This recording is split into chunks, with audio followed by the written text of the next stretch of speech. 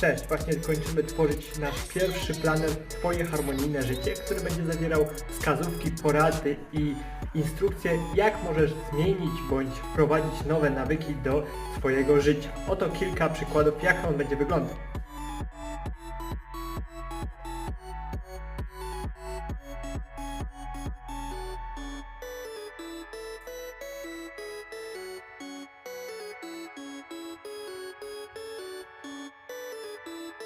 To oczywiście tylko kilka stron. Cały e-book będzie miał około ponad 30 stron. Będzie dostępny za darmo po zapisie na nasz newsletter.